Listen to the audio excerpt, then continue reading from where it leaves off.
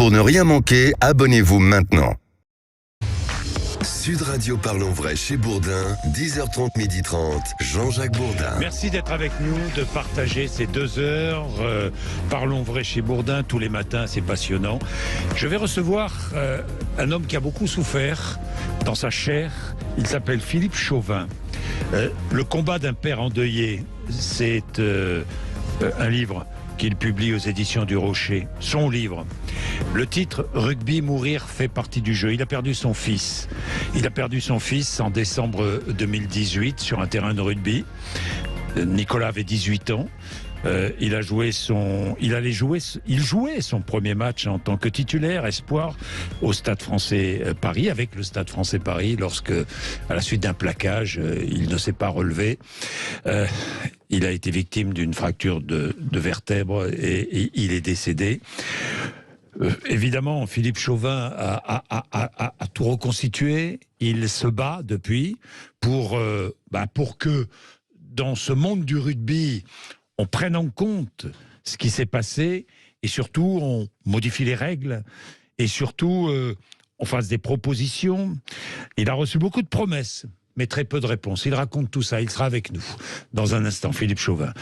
Mais auparavant, je voudrais que nous écoutions Eric. Vous savez que dans notre émission, vous pouvez intervenir.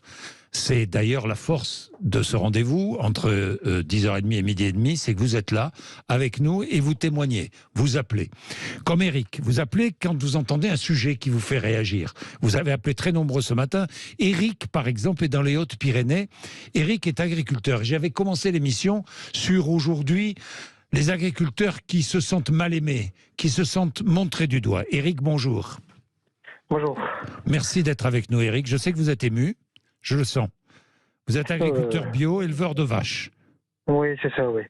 Non, c'était pour vous, pour réagir par rapport à tout ce qu'on entend dans les médias, par rapport à notre métier. J'ai été en conventionnel, je suis installé depuis une quinzaine d'années. J'étais en conventionnel et je suis passé par conviction personnelle en bio. Et j'ai découvert le marché du bio, un marché qui n'existe pas, qui est très marginal et qui est intenable pour nous.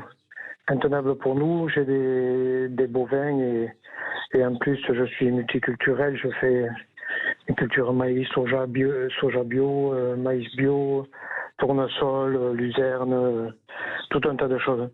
Et alors je ne m'en sors pas. Je ne m'en sors pas comme un bon nombre d'entre nous. Et surtout en bio, le marché bio qui n'existe pas. Le marché bio, il faut savoir que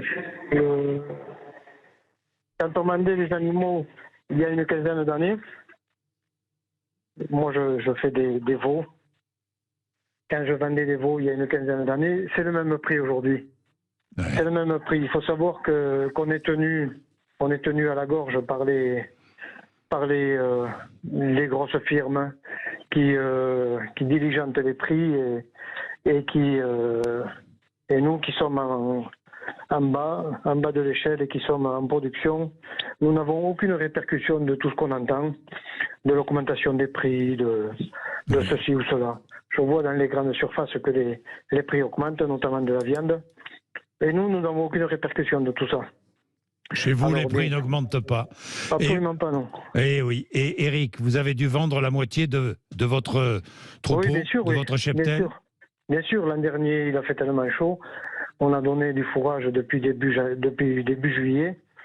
Et moi, je me suis retrouvé fin décembre avec le stock considérablement diminué, alors que d'habitude, j'ai du stock jusqu'à fin mars.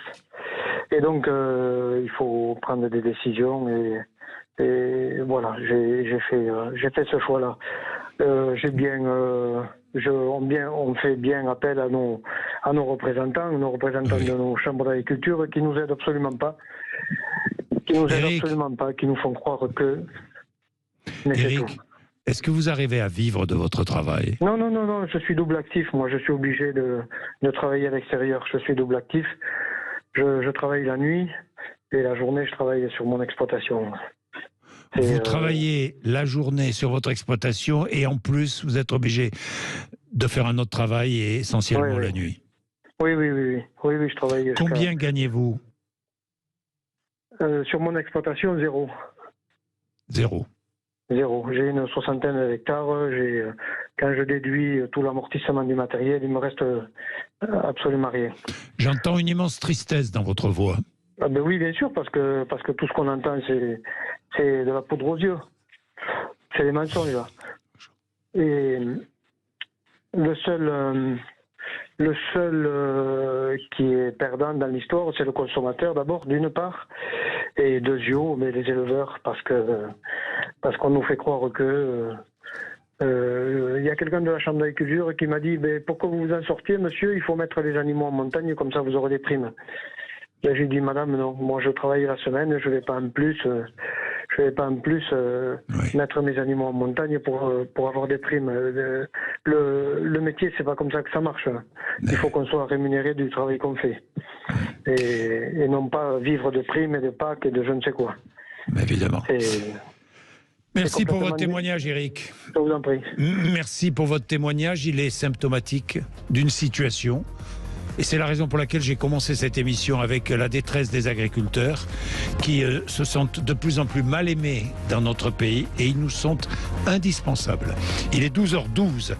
Je suis dans un instant avec notre invité, Philippe Chauvin. Rugby, mourir fait partie du jeu. Le combat d'un père endeuillé, séché aux éditions du Rocher. À tout de suite.